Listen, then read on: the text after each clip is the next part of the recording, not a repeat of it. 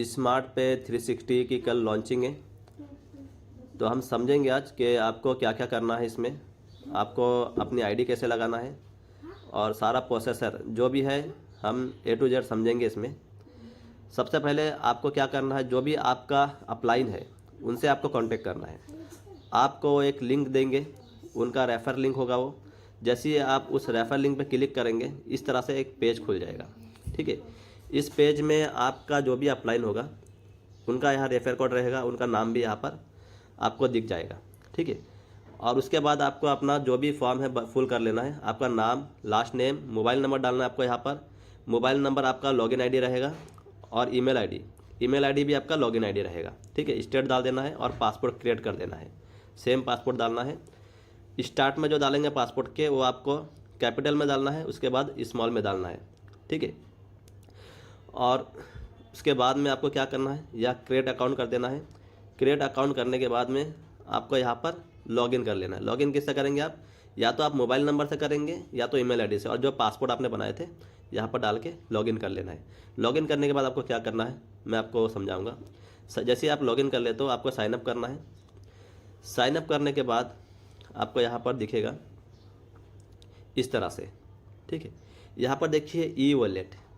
सबसे पहले आपको अपने आईडी को एक्टिव करना है। आईडी को एक्टिव करने के लिए आपके ई वॉलेट में मिनिमम 49 रुपीज़ होना चाहिए और मैक्सिमम 249।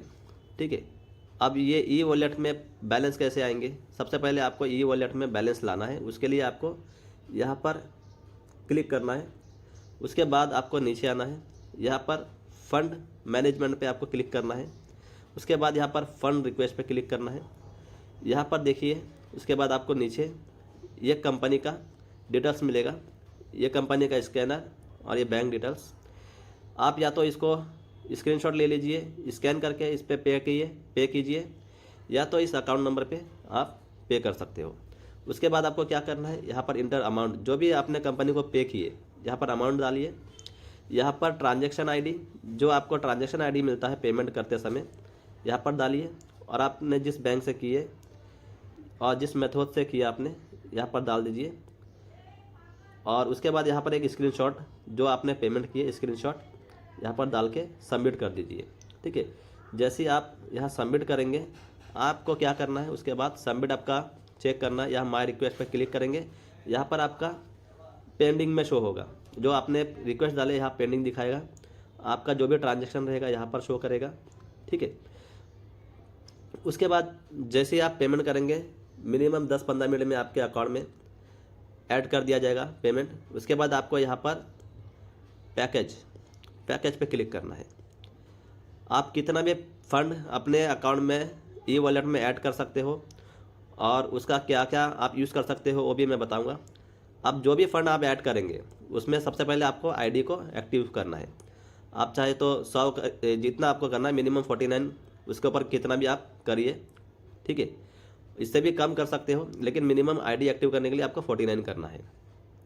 अब समझ लीजिए आपने 49 का किए तो आप यहाँ पर 1 साल तक आप सर्विसेज को यूज़ कर सकते हो, काम कर सकते हो। यहाँ पर क्लिक करेंगे आप परचेस नाउ पे, यहाँ पर आपको 2 ऑप्शन आएगा।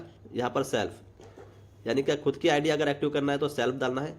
आपके किसी डाउनलाइन की आईडी को एक्टिव करना है, उनका यहाँ रेफर कोड डालिए, वेरीफाई करिए, यहाँ कंफर्म करिए। आपके वॉलेट से पेमेंट कट हो जाएगा और आपका जो भी डाउनलाइन होगा उसका आईडी एक्टिव हो जाएगा। ठीक है, यहाँ खुद की भी आप आईडी एक्टिव कर सकते हो, अपने टीम में से किसी की भी आईडी आप एक्टिव कर सकते हो। आपके वॉलेट से फंड डिडक्ट हो जाएगा और उनका आईडी एक्टिव हो जाएगा। उसके बाद जैसे ही आपका आईडी एक्टिव हो जाएगा यहाँ पर एक्टिव शो होगा। आप कोई भी पैकेज से एक्टिव कर सकते हो। इसमें 99 में आपको 2.5 साल तक मिलता है और 249 में आपको लाइफ टाइम तक। और 249 की खासियत यह है, इसमें आपको रॉयल्टी भी मिलता है, साथ में एक बोनस भी देती है कंपनी। ठीक है, उसके बाद जैसे ही आपका आईडी एक्टिव हो जाएगा उसके बाद आपका डैशबोर्ड में देख सकेंगे आप ई वॉलेट, जो भी आप बैलेंस ऐड करेंगे ई वॉलेट में आ जाएगा। इस तरह से आपका डैशबोर्ड आपको ओपन दिखेगा। उसके बाद में आपको जो भी सर्विस यूज़ करना है, यहाँ रिचार्ज पे जाइए या स्टोर शॉपिंग वगैरह करना है स्टोर। और उससे पहले आपको क्या करना है, माय प्रोफाइल में जाना है। माय प्रोफाइल में आपको जैसे बैंक विड्रॉल करना है तो KYC कर लेना है और कोई भी आप यहाँ पर ट्रांजेक्शन करते हो उस पर आपको एक ट्रांजेक्शन पिन लगेगा, वो आपको यहाँ क्रिएट करना है। यहाँ पर आपको न्यू ट्रांजेक्शन आईडी बनाना है। ट्रांजेक्शन आईडी आप नंबर से भी बना सकते हो और कोई भी लेटर से भी बना सकते हो आप, चाहे कैपिटल स्मॉल उससे भी बना सकते हो आप।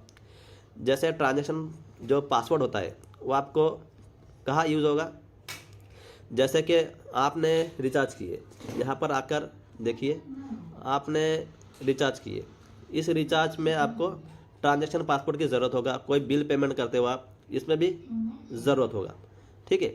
उसके बाद और कहाँ लगेगा ट्रांजेक्शन पासवर्ड, यहाँ पर विड्रॉल करने में लगेगा। जब आप पेमेंट रिक्वेस्ट मारेंगे मिनिमम 50 रुपीज़ बैंक में तो आपको ज़रूरत होगा। और अगर आप यहाँ पर वॉलेट टू वॉलेट ट्रांसफ़र भी कर सकते हो। आप किसी भी आपके डाउनलाइन का यहाँ पर ई वॉलेट पे क्लिक करना है, वॉलेट ट्रांसफ़र मेन टू ई। जैसे कि आपके मेन वॉलेट में अगर कोई बैलेंस है, ये आपका मेन वॉलेट है, जैसे इस बैलेंस को आप कहाँ का यूज़ कर सकते हो, इसको आप किसी की आईडी एक्टिव करने में भी यूज़ कर सकते हो, रिचार्ज करने में भी यूज़ कर सकते हो, शॉपिंग करने में भी यूज़ कर सकते हो। इसको आप किसी को ट्रांसफ़र भी कर सकते हो, ये आपके मेन में शो होएगा। जब तक ये आपके मेन में रहेगा, अगर आपको बैंक में विड्रॉल लेना है तो आप इसको बैंक में ले सकते हो। मेन का जो भी बैलेंस रहेगा उसको डायरेक्ट आप बैंक में भी ले सकते हो, ठीक है। जो ई वॉलेट का बैलेंस रहेगा इसको आप बैंक में नहीं ले सकते हो। अगर आपके मेन में है, अगर आपको बैंक में लेना है तो आप इसको विड्रॉल ले सकते हो, ठीक है। अगर आपको इसको यूज़ करना है, जैसे रिचार्ज में यूज़ करना है, किसी को भेजना है, तो सबसे पहले आपको मेन वॉलेट से ई वॉलेट में ट्रांसफ़र करना होगा, ठीक है। और उसके बाद ई वॉलेट से आप किसी भी अदर पर्सन को इनका रेफर कोड डालकर वेरीफाई कर लीजिए और अमाउंट डाल के सेंड कर दीजिए। तो ये आपको करना है, ठीक है दोस्तों। और भी मैं आपको इसमें अपडेट देता रहूँगा, जो भी आपको नॉलेज की ज़रूरत रहेगा मिलता रहेगा दोस्तों।